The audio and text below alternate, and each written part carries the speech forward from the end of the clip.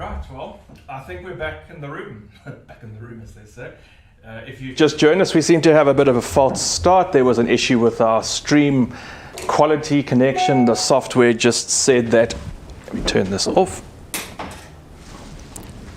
Software just said that it wasn't going well enough and something was disconnecting along the line somewhere between the internet connection here and wherever it goes to. So welcome back. This is Christopher Daigen with our Saturday night in-concert session on Saturday the 12th of June. Tonight's program, a series of South American classics. And I was just saying that I'm fascinated by the possibility that the world between the classical serious art music in South America, and which is so heavily influenced by the folk music, traditional folk music rhythms, melody, style, and temperament, and at the same time the popular world of music, classical or not so art or not so classical music in South America, Brazil, Argentina in particular, have some amazing composers who write in a very popular style, but is actually not that different to the classical style. So there's a wonderful continuum, it seems to me, between these ideas of popular music from the last 120 or so years and leading into the classical music of South America, which is also still, as I say, very influenced by the same sounds and rhythms and melodies. So this evening I'm going to be playing for you a selection of music by Argentinian composer Carlos Guastanivo, followed by the Brazilian Hato Villa-Lobos, the Mexican composer Manuel Ponce, the Brazilian composer Ernesto Nazareth, and then ending off with Argentinian composer Alberto Ginastera and his Danzas Argentinas, which is a very exciting work. In the last 127 streams I think that I've done, I've really played very little 20th century or what we might call modern music, even though this was composed probably in about 1920 or 1930, I think. But it's very edgy, it's a bit abrasive, maybe even aggressive in places, but also very, very exciting, and some lovely stories and images attached to that music at the end, so don't go away. I'm going to start off with two compositions by Carlos Guastavino. Barry's going to bring up an image on the screen. Let me just check which way I've got to move. I think it's that way. Okay, we're not. There we go. There's Mr. Guastavino himself. So the two compositions, Pueblo, Mi Pueblito, My Home, My Beautiful Village, a song that he wrote quite early in his career, and then he made this wonderful piano version of it. It's a very simple but short piece of music, but very beautifully written. The second piece, El Ciervo, which refers to the national tree or the national flower of Argentina. And both of these pieces I'm really very intrigued by. I only discovered Guastavino's music very, very recently. Guastavino died, I think, in the year 2000. And I'm really amazed and very fascinated by the intensity of the piano writing and the beauty of the writing itself. In other words, the way that he voices chords and the layering in the first piece, but in the very, very expressive interleading middle voices and lower voices, these wonderful dissonances, very rich harmony that he uses in the second piece. So these are two pieces by Carlos Guastavino to start this evening's program.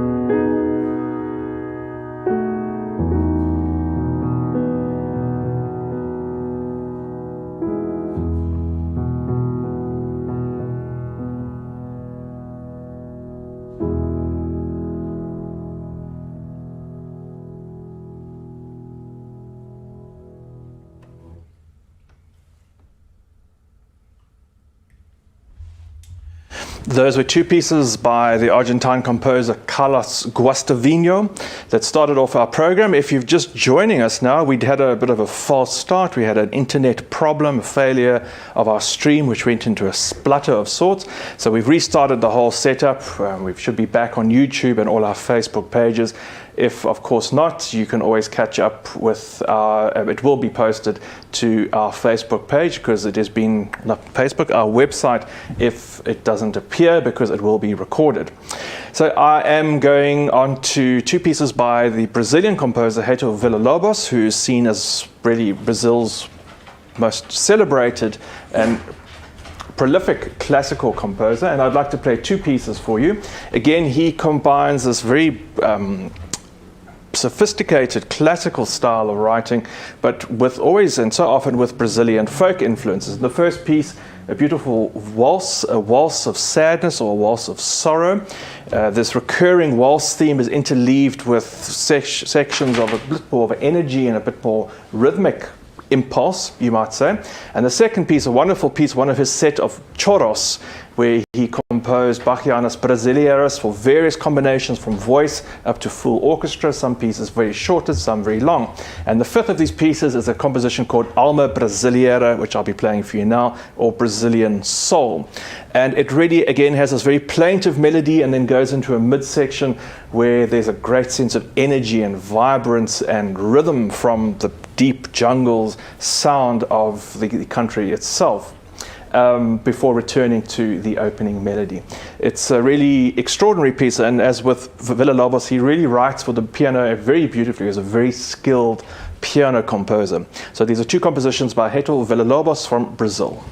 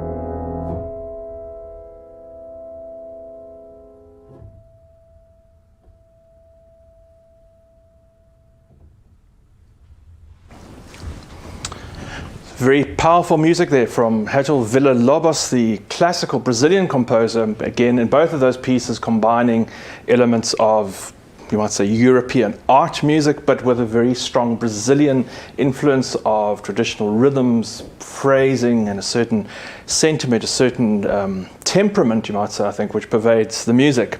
I'd like to move on to three compositions by the Mexican composer Manuel Ponce. Like many of these composers that I'm playing tonight, he had opportunity to study with in Europe. In fact, studied with a pupil of Franz Liszt. And there he is, Mr. Ponce, the Mexican's most important, preeminent composer, classical composer. He apparently caused a bit of a stir once in one of his concerts in Mexico. He was obviously well known as a classical pianist and was playing the repertoire of Bach and Beethoven and Liszt, I'm sure, who, as I say, he studied with one of Liszt's students. But he pitched up and he played a recital entirely of his own arrangements of Mexican folk songs, which caused a consternation. This wasn't what people were expecting, but it really goes to show the possibility of how someone like that, a composer of that background, of that country, was able to embrace traditional Mexican music and elevate it into an art form. And he wrote really beautifully again for the piano. In fact, I have access to a selection of 10 of those folk songs, and I hope to bring them to you in Mr. Ponce's own arrangements. They're very beautifully written. I am going to move on then to three of the compositions that he wrote, his original pieces, the Intermezzo, the Intermezzo from 1909 that he wrote, a very beautiful piece which I've played quite regularly. Secondly, the Scherzino Mexicana, or the Mexican joke, very folk-influenced piece of music that has a lightness. Apparently, he wrote this for guitar originally. And then something a little bit more extended, a Romanza d'Amore, a romance of love, but a very sad and a very languid mood in this composition.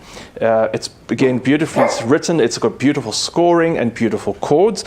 And someone who wants to come and talk about chords and scoring and Mexican things is little Lucy. Hello, Lucy. Here's little Lucy, the long-haired dachshund. Hello, Lucy. How are you doing today?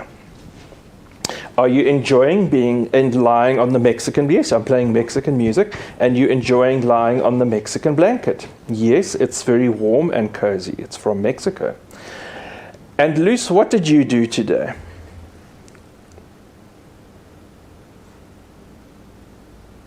Nothing. Just lay in bed all day, lay in the sun, and had a very nice time. Yes, you played a bit with Frida, and also I played with you with the ball. Yes, we went chasing a ball this afternoon. Let's just say hello to little Frida quickly. Hello, Frieds. I know you're dying to pop up. Here we go. Here's little Frida, the Merle Spotty Dachshund. Hello, Frieds. How are you doing? Did you also do nothing? No comment. We watched a bit of tennis, I think. Little Frida.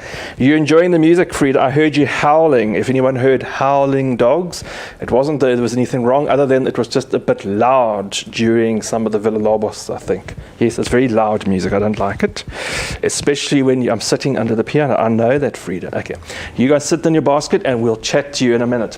So here's music by Mexican composer Manuel Ponce, his Intermezzo, Scherzino Mexicana, and the Romanza d'Amore.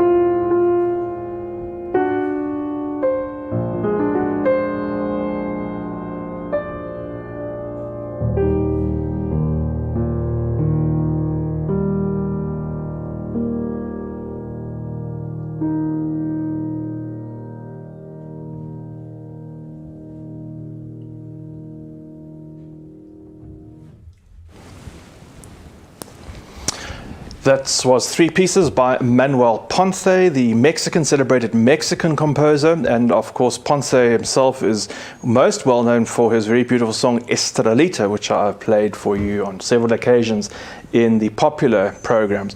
Continuing with our in-concert session this evening on Saturday the 12th. If you've just joined us, we did start late. We had to have a restart in this program of South American classical music. And I am going to continue with music by Ernesto Nazareth. Now, I've played many of Nazareth's tangos, Brazilian tangos, in the live streams for piano hours on Wednesdays. But I thought, as I said in the beginning, this mix between serious and classical, light and classical art music is very blurred in South America. And the composer actually composed in both styles. He was well known as a popular pianist and also as a classical composer. So the two pieces, the one first of which was Odeon, one of his most celebrated Brazilian tango, one of his most celebrated compositions. He was employed at the Odeon Cinema as a pianist in the foyer, and apparently would play and entertain guests for dancing and singing to his own song while they waited to enter the movie house, so to speak. And this particular song was inspired by the Odeon Theatre, where he played, and was then to become one of his most celebrated and popular compositions. Brazilian tango has a different rhythm to the Argentine tango, and then straight after that, another composition by Nazareth, but this time in a different style, a waltz. And often bringing us to the idea that he's often known as the Chopin of South America, because like Chopin, he also infused his music with the folk rhythms of his native country. Chopin used the Polonaise and the Mazurka. Ernesto Nazareth using the Brazilian tango and various rhythms from the popular styles of the day and the indigenous rhythms of the country, but also that he writes in a very lyrical style. So this waltz, this beautiful waltz, which I'm going to play for you, sounds a bit like Chopin at times. If you think of some of the later waltzes, the less complicated of Chopin waltzes, you'll see a similar lyricism and beautiful phrasing throughout this piece. Frida, I can see you there, but you need to sit in your basket, and I'll say hello after this one. Come, I'm going to play you a beautiful waltz now. That's fine. In your basket. That's all right.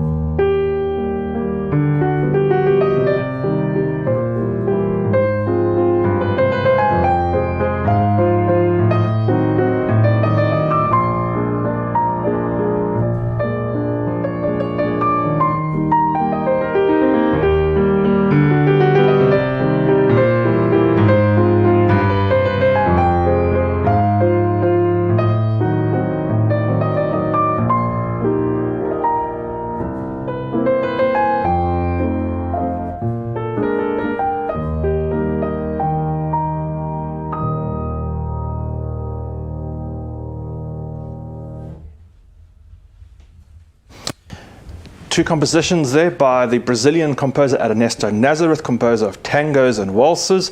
His very famous, celebrated Odeon, one of his most popular pieces in his own lifetime, and a beautiful waltz, which has a title I won't even try and pronounce for you this evening. So I'm going to end off with music by the Argentinian composer Alberto Ginastera this evening, and I'd like to play for you three Argentinian dances, danzas argentinas, that he wrote.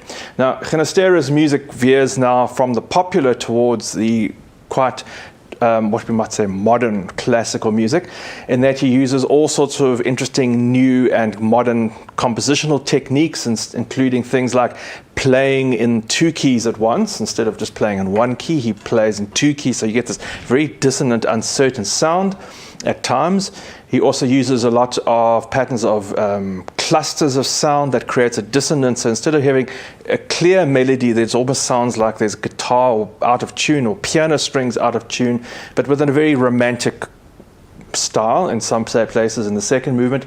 And in the last of the three dances, he uses some very, what we say, chromatic or serial 12-tone style of music, but interspersed with great heroic melody and incredible rhythm.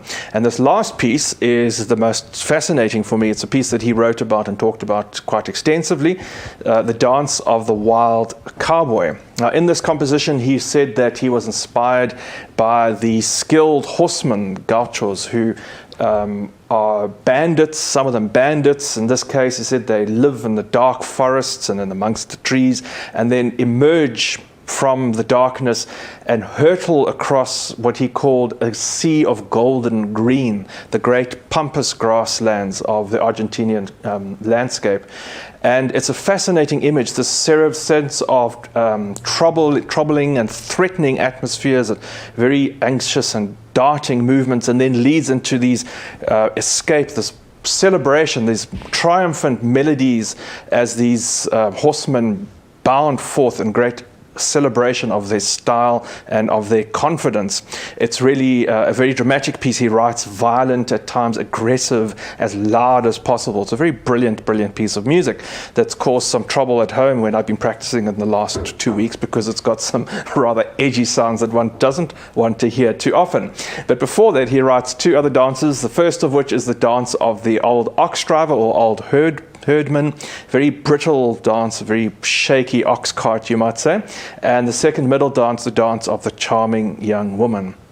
Very seductive, very beautiful, but with a very passionate sound. So this is three dances. Hang on to your horses if you not used to hearing something with a little bit of edge, because the last piece is very exciting, and they're all quite short. It's about 7 or 8 minutes in total, but very exciting music in the last one, and some very innovative, fresh and modern, I wouldn't say contemporary, but modern sounds from Alberto Ginastera.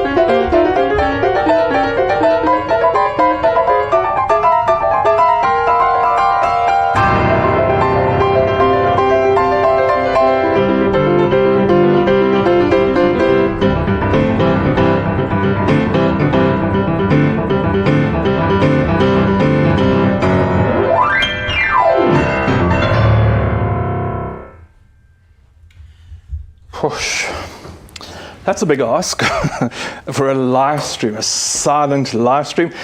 That was the three Argentinian dances, Danzas Argentinas by Alberto Ginastera.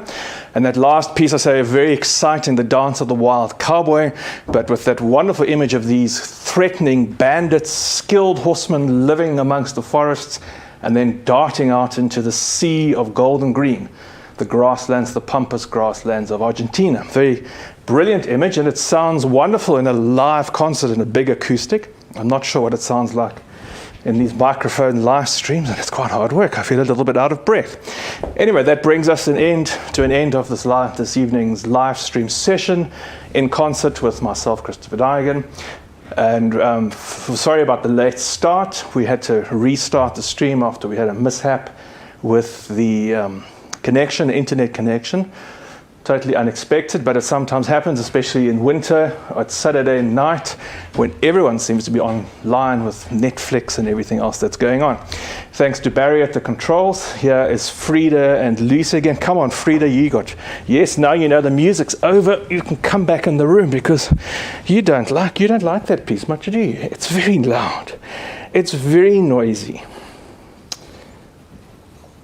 Oh, look at you, Freedy. Look at the camera. There we go. Which one is your favorite, Freeds?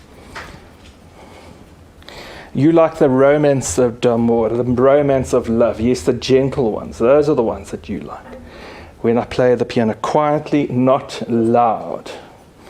Yes, and there's Wendy Pop as well. Wendy Pop also wants to come in for a little hello. Come on, Wendy Pop. Hello, Wendy Pop. Little Wendy.